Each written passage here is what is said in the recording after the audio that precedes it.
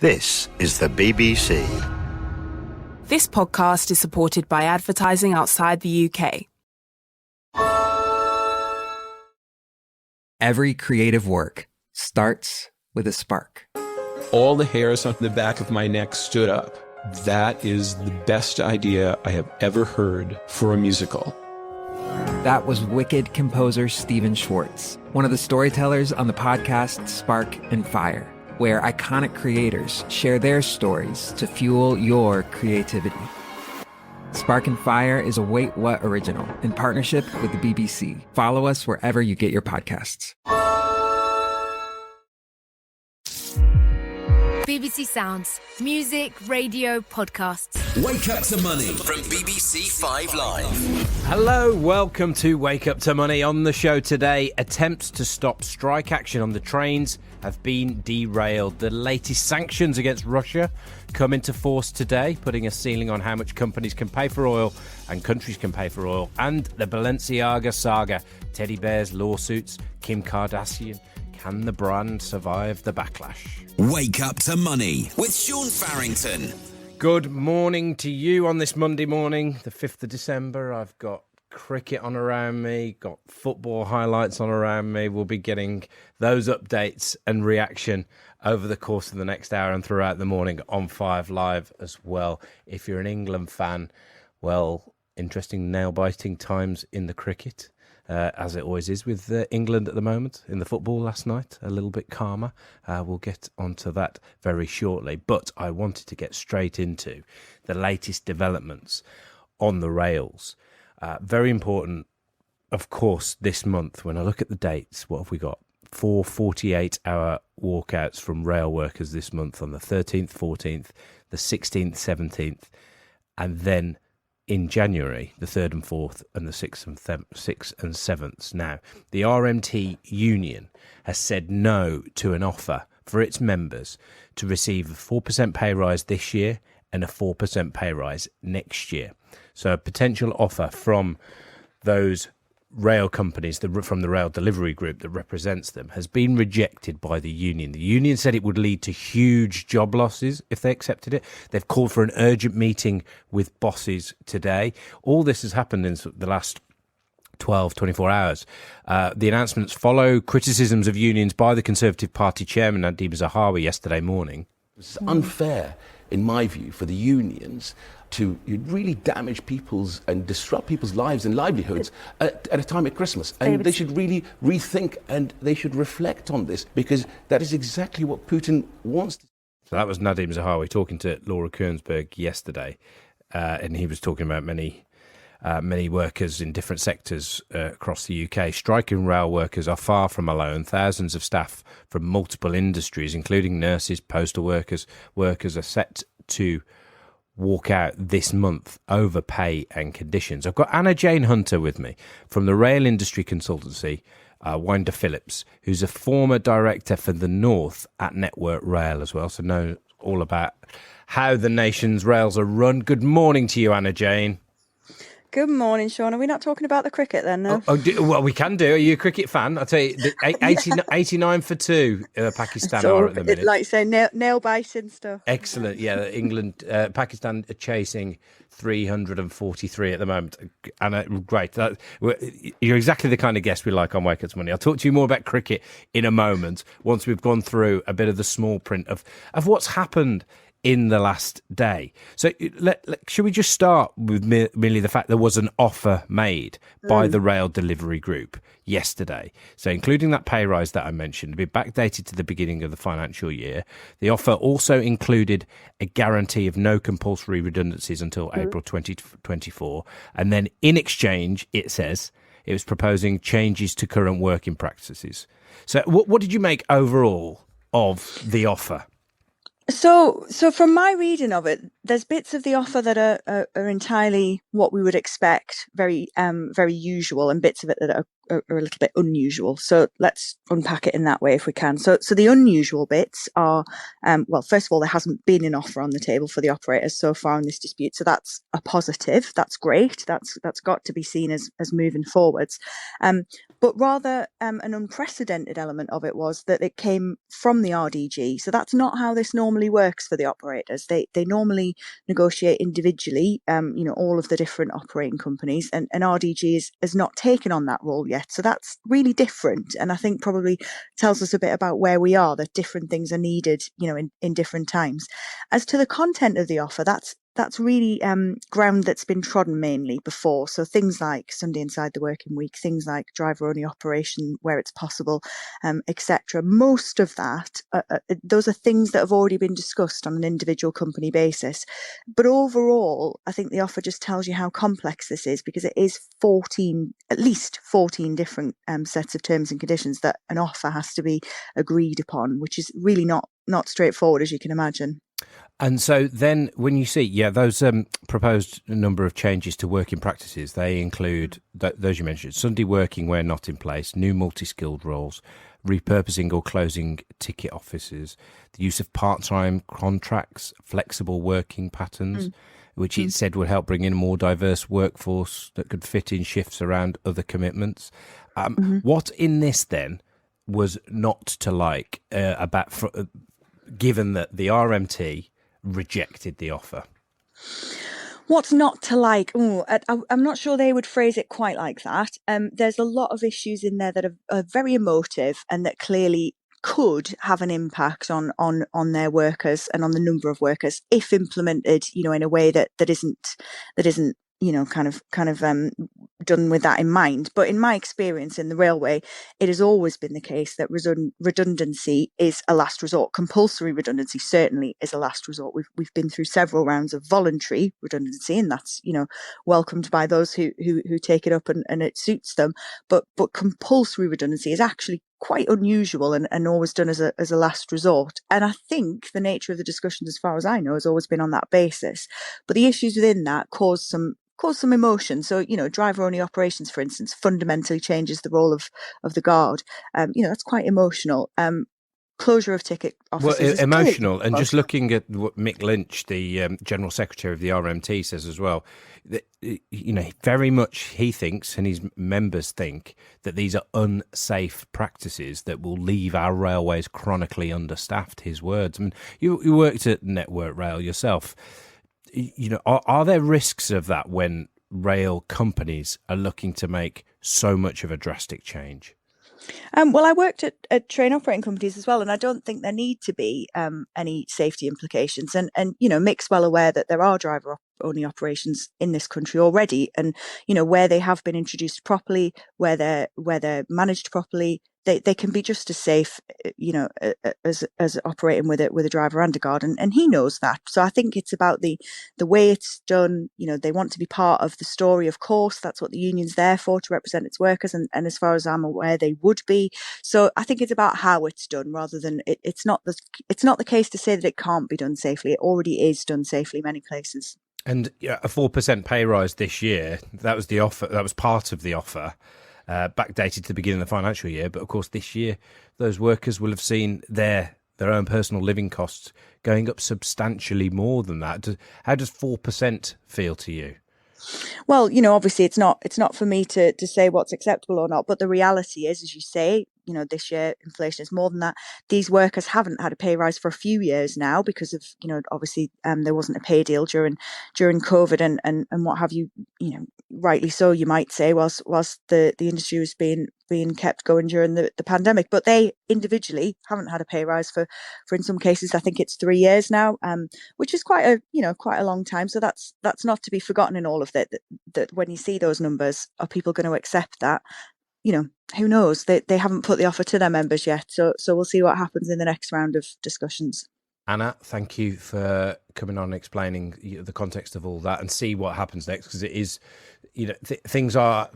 talks are happening, offers are being made and rejected, and this is good. It feels a bit more, does it? Yeah, than we've had for a while. Bit of other good news as well for you, Anna Jane. England have just taken a wicket in the cricket World Cup. Well, 89 for 3 now. You've timed it well. Have you been following the Ben Stokes regime, particularly of recent months, doing it a different way there as well? Yeah, certainly. And we're off to New Zealand to watch them early next year. So just looking to see how they get on here and over the Christmas period before we get to see them again in person. So exciting times. Fantastic. The football, I've got you. Football last night, was that on the agenda? It was.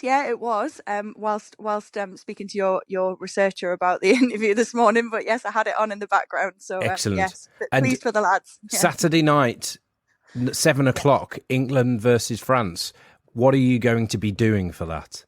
Well, I shall be watching it, but I think they might have equally as difficult a time as the negotiators in the pay disputes. I'm afraid, because Mbappe's a dangerous guy, isn't he? He is. Look at that, summing up, linking everything we're talking about on Wake Up to Money beautifully.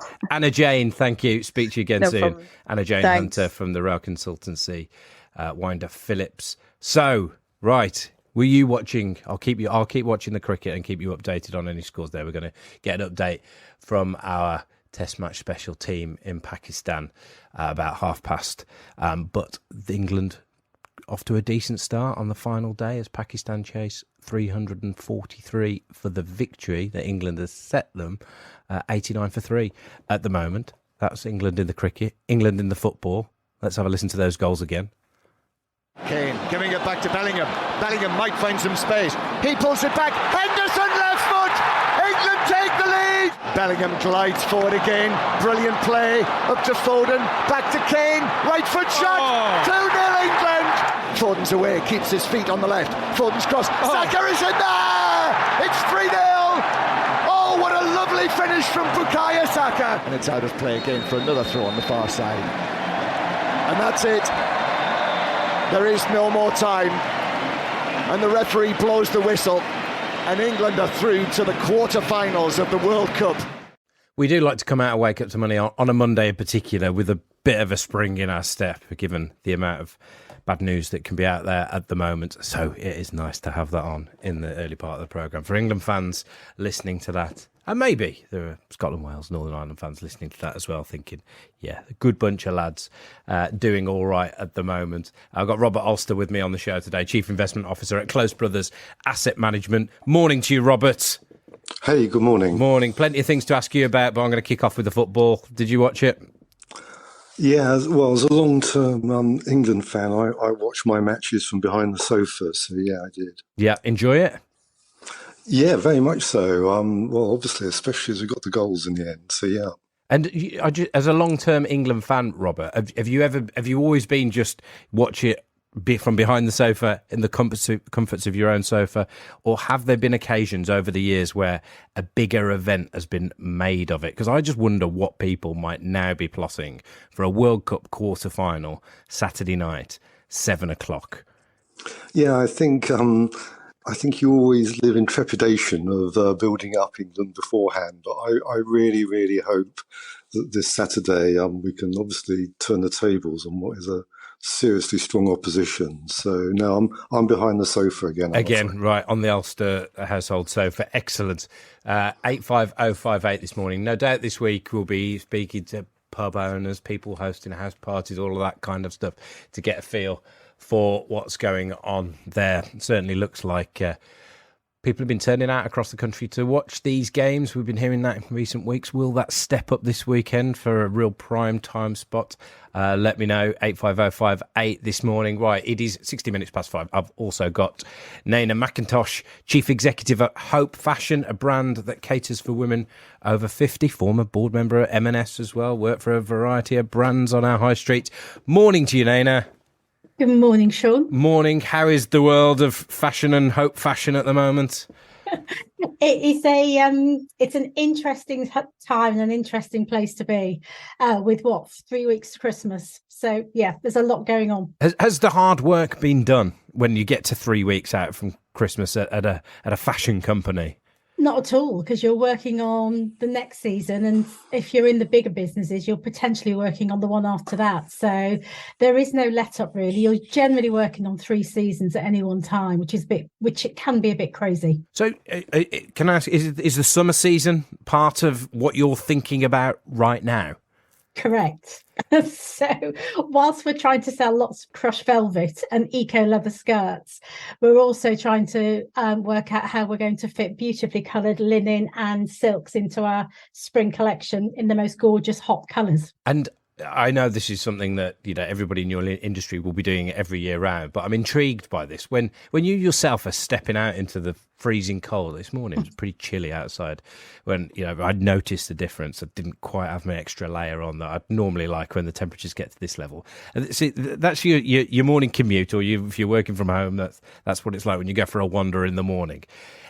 How difficult is it to get into a mindset of what people want to be wearing when it's 20 degrees warmer?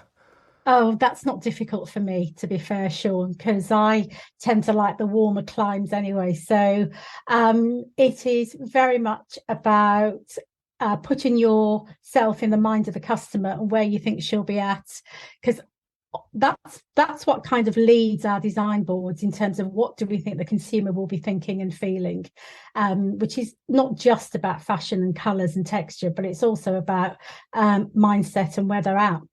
Yes, and clearly right now that is huge. I just see this morning that the Confederation of British Industry, one of the biggest business groups, the CBI business lobby groups, is saying a lot about what it thinks needs to happen to our economy, what it thinks will happen over the next year or so. It's downgraded its forecast for next year. So previously it thought we'd be growing by 1% as a nation. Yeah. Now it thinks the economy, the amount we're producing as a nation, will be shrinking next year. Have you had that change in mindset as well at some point in recent months, where you've thought, right, actually we're going to get out of all this next year, we're going to get a bit of growth and there's going to be a bit of upside, and actually things have turned where it's going to be all the way through 2023 the struggles now?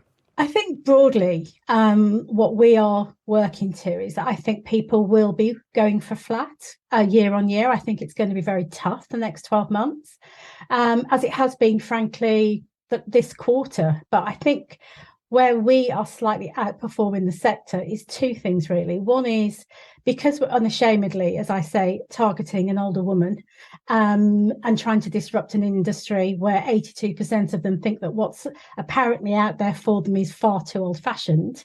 I think that plays to our advantage. I also think the second thing is that because of the way in which we build our business model, it's about community, Sean. And what we find is our customers are incredibly loyal. So our growth is coming from our existing customers, which I think puts us a number of percentage points ahead of the competition. But overall, to your point, I think lots of people next year will be going for flat or minimal growth year on year. Robert, what does that mean for the economy when people think about their jobs and their pay and the kind of jobs, their ability to get a job, if the economy is just trying to keep your head above water, as Naina's laying out there? Yeah, no, I mean, you're absolutely right, except this slowdown and this recession coming is very different from the ones in the past, because the employment market, the labour market, is still relatively strong. You know, you're still finding tightness in there, hard to get staff in hospitality, for example.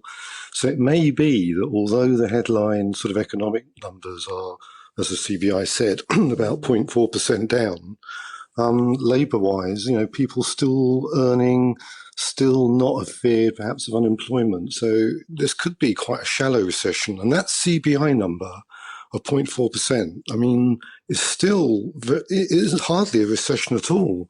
You look at the other forecasts, the bank, about Bank of England, sort of 1.5%, the Office of Budget Responsibility down 1.4%, and if you take the City Economist average, down 0.8%. So I know it isn't good news from the CBI, but if we can get away with 0.4% down 2023 and then a rebound in 24, it's hardly going to feel like a recession, but clearly it's uneven of which sectors it's going to hit, as you just heard. Naina, I assume, just given the long list of brands that I mentioned that you'd worked for and businesses you'd worked for before, you've worked through previous recessions in the fashion industry. Does this one feel, if one is officially, I mean, it sort of depends who you want to listen to and at what point in terms of are we in a recession or whether one's coming, but does this period feel different to previous recessions that you've worked through? I think it does, Sean. I think there's a couple of reasons. One is all of us are still reeling and recovering from the pandemic. So we've had 2 years of that, which has made things, I think, the mood very difficult. And I think whilst we might have expected to bounce out of that, I know it isn't a small point, but 10 days of national mourning and the impact of Her Royal Highness, the Queen, dying, it does have an effect actually on the mood, and we certainly saw that in our revenue numbers. And talking to other people, definitely. And I think when we had the mini budget on the 23rd of September, without a doubt, that scared the ponies. So when you kind of put all of those things together, it does feel very different. And I do think there's an air of caution that even I'm finding our consumers are really thinking long and hard about whether they need to spend this and whether they can do it differently. And Robert, how is that playing out on which companies are surviving at the minute or not? Just thinking in recent weeks where we've heard about the struggles at Joules, we've heard about Superdry looking to refinance some way and sort its debts out, and no promises being made there that it'll be able to do that. Big names on our high street. What's going to happen? Yeah, I mean those sectors close to the economy, like apparel, hospitality, are going to suffer the most. And also, we've come out of the pandemic as well, which through quantitative easing kept a lot of companies afloat that otherwise wouldn't have done. And those close to the consumer who are feeling this downturn in volumes, they're feeling pricing pressure, they've got costs going up at the same time. It is a perfect storm. So, and if you've got debt as well going into this, it's going to be a very, very tough environment. So there will be a shake-up. And the normal thing that happens out of recessions is the strong get stronger. The weak get either acquired or go to the wall, and the capacity comes out of that particular subsector, and the strong move on. And I think it's going to be no different this time. But I would say the UK high street is very good at reinventing itself.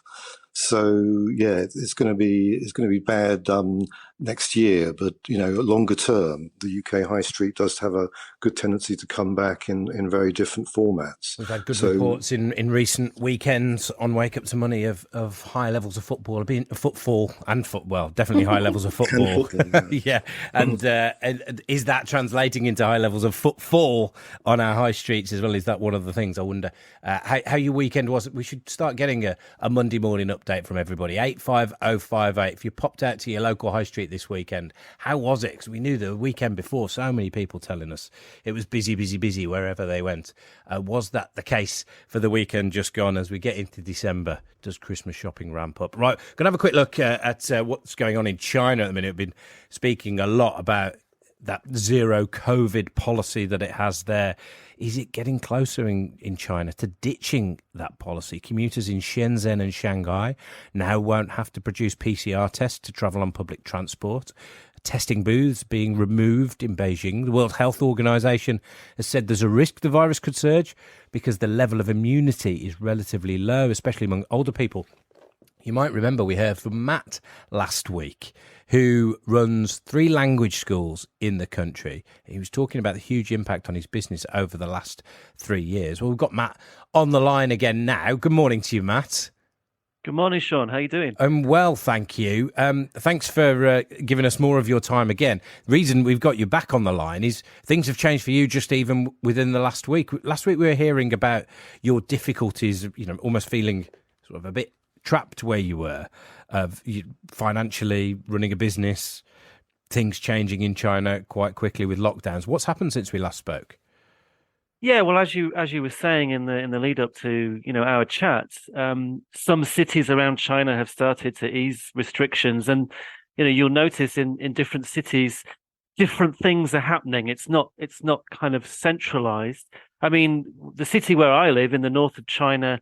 One change that they've made is the COVID tests are no longer mandatory, because before, we had to queue up in the freezing cold every morning to do a COVID test, and you had to do that. And if you didn't do that, It meant you couldn't go to a mall or do your shopping in the supermarket. So that's one thing that changed. But for me personally, my wife and daughter, we actually escaped our city last week because we were so fed up of the restrictions, and we came south to a place which is slightly less strict. But I mean, the wider point is, as you were saying, these changes are definitely a step in the right direction. We've had a pretty grueling couple of years, but it's not the end of zero COVID. I think there's still a long, long way to go before we're at that point. I've just brought up a map of China, Matt, as I'm not most familiar with it, but Beijing is in the north of China, in the very northeast of China. As I look at it, when you say you've moved south, just from the north of China, how far south are we talking about here? Just give us a bit of a scale of the distances you're travelling relative to the size of the country. I'm not sure about the actual distance in kilometres, but the flight was 3 hours. Right. So we're going from northwest to the very south. We're in a province called Yunnan. I mean, we haven't moved permanently. We're just here for a short break. But yeah, I mean, China is a huge country, as you know. But it gets to that point, does it? A lot of people in China, do you think, feeling that way, where they need to just move, even for a bit, just to get out of the ins and outs and lockdowns that so many are seeing?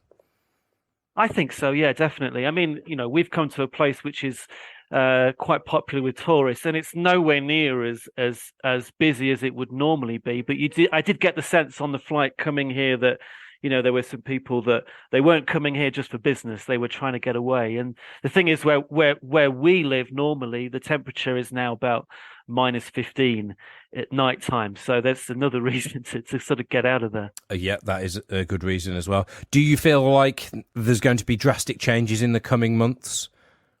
Yeah, to be honest, I'm a little bit apprehensive about it because, each city is different.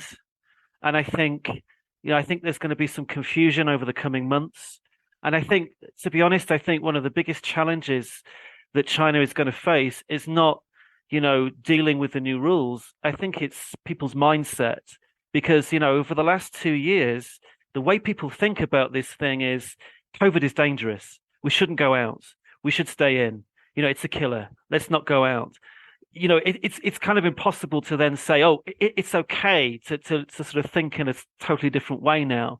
So I think it's going to take some time for people to get used to new rules, whatever they are. But I think most importantly is, people have got to kind of change their mindset and face the fact that, things are changing. I still think, actually, I was talking to my wife this morning and was saying, well, what is your mum saying? What is your auntie saying? And they're all saying, still don't go out. It's really dangerous. So, that's going to take a long time to change, I think. Matt, thank you. I'm sure we'll be speaking again to see how things are changing right on the ground in China there. Matt, who spoke to us last week, running those 3 language schools in the country, who's just taken a bit of a break to get away from those incessant lockdowns. Right, it is 5:32. Wake up to money with Sean Farrington. Good morning. It's 25 to 6 on 5 Live. It's Monday, the 5th of December. We're keeping you up to date with the cricket goings on. Test match special, of course, on 5 Sports Extra. Pakistan 91 for 3 at the moment. England setting up another cracking final day of play in a test match. Pakistan have been set 343. England have got that 1 wicket this morning already, as we've been hearing. Stay with us for that on 5 Live. Of course, I have got... Who have I got with me this morning? Of course, I've got Naina McIntosh, Chief Executive at Hope Fashion, a brand that caters for women over 50. And I've got Robert Ulster as well, our investor on the show from Close Brothers Asset Management. Naina, I wanted to ask you about flexible working. Looks like the government today are going to be making an announcement that workers will be able to get the right to request flexible working from day one of the job that they have. It's reported in a few of the papers this morning. So things like, working from home, job share, having to only be around for certain hours in the office because of whatever responsibilities you might have at home. Is that something at Hope Fashion? Have you noticed staff wanting more of that, even if you provide the opportunities in the first place? If I'm honest with you, Sean, that was pretty much our ethos when we set the business up 7 years ago. We are, I often describe us as a brand for women by women. So flexible working was a real necessity. I kind of struggle with the idea that women have big careers and then may choose to have a family, and it's so difficult for them to reconnect with their careers. So that's exactly how we set it up from the get-go. Well, so actually, Naina, I'm just going to interrupt on that point that you were making there, because there's a story in the Times that I had sitting in front of me exactly on that, and about older women workers facing the highest gender pay gap in the country. Those aged more than 50 paid on average £7,000 less than their male counterparts. Well, just first up, does that make sense to you that is the reality for many people across the country? I think it may well do, because of the gap women will take if they choose to have a family, and getting back into a full-time career can be really difficult. And that's why I think making it flexible and equitable, frankly, for women to come back to work and be on the par with their male counterparts is a no-brainer. And does the increased flexibility, for male workers make a difference overall as well to, address that balance? Do you notice the uptake on the policies that you offer, that you say you had right from the beginning? Are they used more by women than men, or are men, looking to have as much of a role in the home and balance their work and home life around that, the same as women have for so long? I think the expectation is there for either gender, frankly, and so it should be, I suppose, in my view. And I think as a business, we have to offer that flexibility, be it male or female. It's actually about but the offering is there, is the uptake? I would say that from our experience, and we are 90% women, Sean, but from our experience, our 10% of men would operate in exactly the same way. So working from home becomes a given. So I think the uptake is the same, in my view. Now, here's a big story in the fashion world, Naina. Sit tight. I'm going to ask you your thoughts about this in a few moments. The Balenciaga saga. If you've seen this on your social media feeds in recent weeks, it's certainly got a fair few news headlines in more traditional formats as well. The saga continues into this week because the creative designer at Balenciaga has now apologised for that ad. Don't know if you've seen them. That featured, both of them. I mean, featuring children holding teddy bear bags that were dressed in bondage gear. Now, another advert showed a Supreme court case involving child pornography in the background. Over the weekend, the brand dropped its lawsuit against creative agency North Six and the set designer Nicolas Desjardins. Its creative director has said sorry on Instagram. Can you give us a bit of an upsum of somebody in the fashion world? What's this story really about? I think it's to cut to the chase, madness. I mean, Balenciaga has they're a huge organisation. They're over $1 billion turnover. They are seen as one of the hottest brands in 2022. They will have a big organisation to oversee the creative, something as huge as this. And how this slipped through the net, I just find it incredible.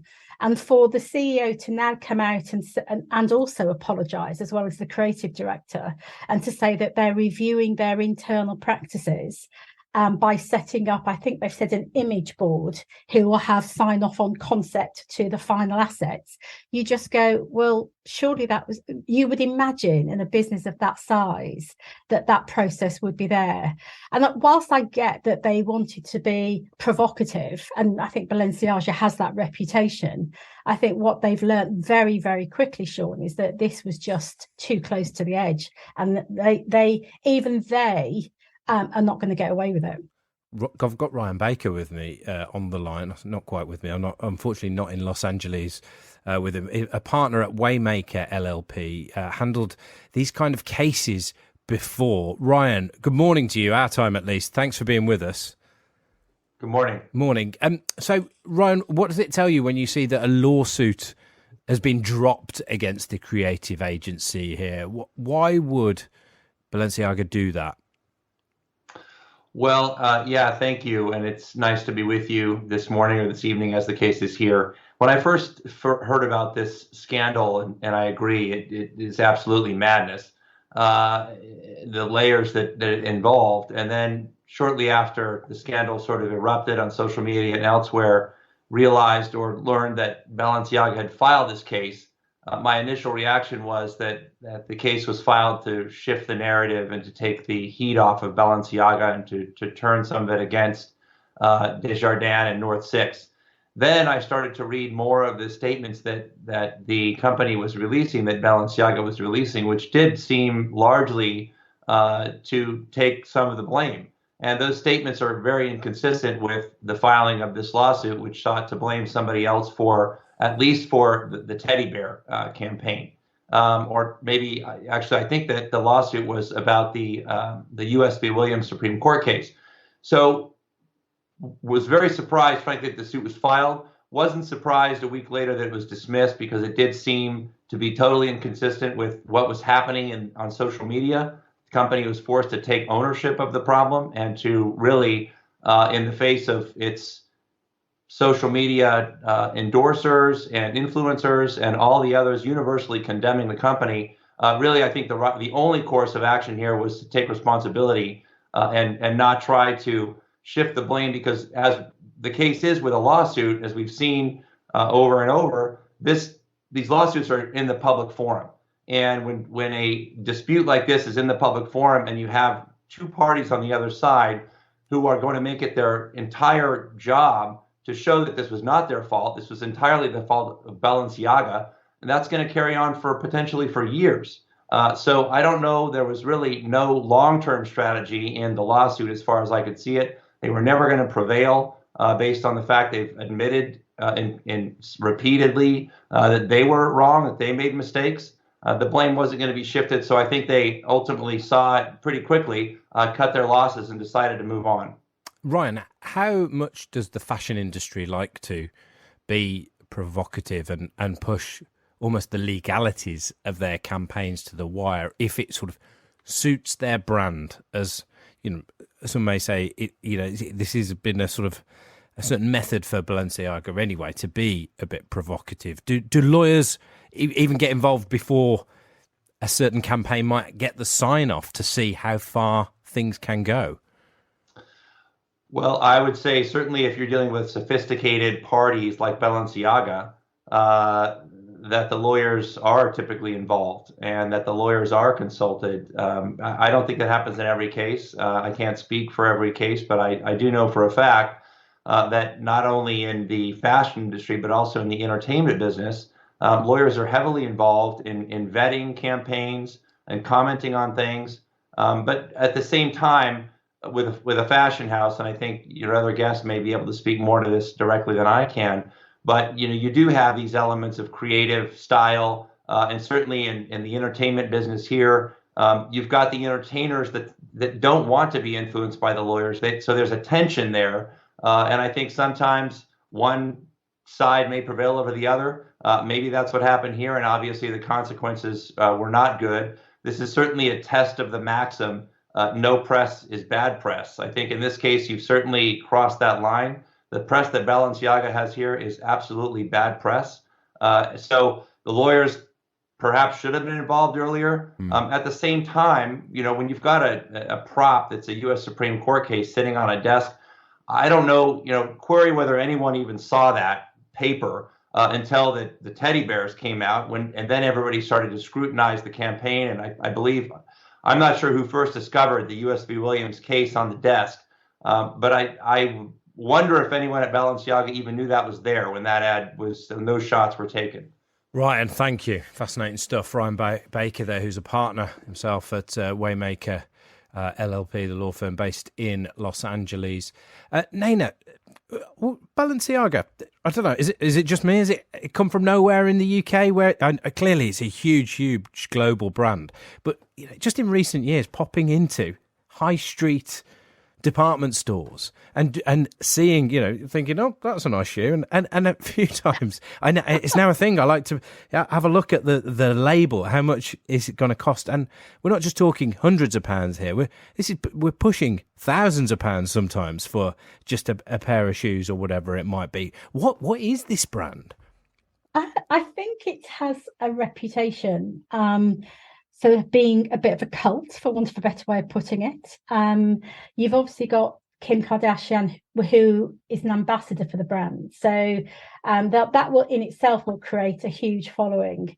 I mean, there's a store that's been recently opened, as far as I can see, in Bond Street. And I think it has a reputation for pushing the boundaries, which I think a lot of people not necessarily aspire to, but want to be a part of that. And I suspect in this instance, as Ryan said earlier, there's this expression of all PR is good PR. Absolutely not. And I just think they've absolutely overstepped the mark on this occasion. And it'll be interesting to see what backlash they really get, not just from the big names, but at a more local level, whether people will just say, look, this is just unacceptable. Yes, that will be interesting. Stay with us on Wake Up to Money. We'll keep a close eye on that one for you. Right, let's have a look at how the restaurant industry is getting on right now. We've got this new data from an audit company called Mazars that shows lending to restaurants by their directors is up 12% this year to more than £420 million. The number of insolvencies in the sector up 15% in just the last 3 months. Data out from the Recruitment and Employment Confederation as well, showing that the number of job ads for chefs, bar staff, waiters, waitresses, all rising. Fancy running a restaurant right now? James Bates does. Marais Restaurants is what he runs. 2 restaurants in Liverpool, 1 in Manchester. Joins me now. Good morning, James. Morning, Sean. Morning. Good to talk to you. Is this something that sounds familiar to you, whether it's you or the other people you work with on your high street, the directors themselves taking an increased stake in the business, lending money to the restaurant just to try and shore up finances? Yeah, it's a very familiar story. It's not something that we've had to do, fortunately, but I had lunch with some of my peers last week in Liverpool. There was about 12 of us, and there was a couple of people who were in exactly that situation. One of them was lending the company £2,000 a week, which is an eye-watering amount of money. So yeah, very, very familiar. Do they expect to get it back? I think it's more in hope than expectation. And how does that play out in terms of, what you're seeing right now in your sector and how you're running your restaurant yourself? Well, yeah, I mean, we're seeing it on all fronts, right? So the cost of running a business is higher. It's much harder to recruit staff. The effects are insidious, really. And when you get in a position where you're lending your business money, you can't possibly be making good decisions. It's really a survival day-to-day way of running your business, which yeah, I think the word there is insidious. It just chips away at the underlying business, really, and makes it very, very difficult environment to run a business in. How does it feel running your business now compared to, I imagine at the times of launches and things like that, where there's a lot of excitement and a buzz about the place. Do you still have that right now? Yeah, I mean, I think restaurateurs are a resilient bunch. None of us are in it, or very few of us are in it to become millionaires. Most of us love it. But I think that compared to running a business in let's say 2020, 2021, when we were open and closed, it's actually much more difficult right now, because at least in 2020, when we reopened, everyone was excited to come out. Everyone had, so a lot of people had money saved up in the bank account. So trade was really good, and then you close and it was sort of a little, obviously quite a difficult thing, but then we'd reopen and it'd be busy again. But now it's quite difficult to see the light at the end of the tunnel for a lot of businesses. The fact that we can't really plan beyond April. No one knows what's going to happen with the energy costs. The consumer confidence is low because every time you put the television on, there's another reason to not spend money. You think, well, mortgage rates, energy costs, etc. And when you mention that consumer confidence, how much is that sort of dominating right now? The reason you can hear papers crushing in the background is because I'm just getting to these. There's some calls in the Financial Times this morning from a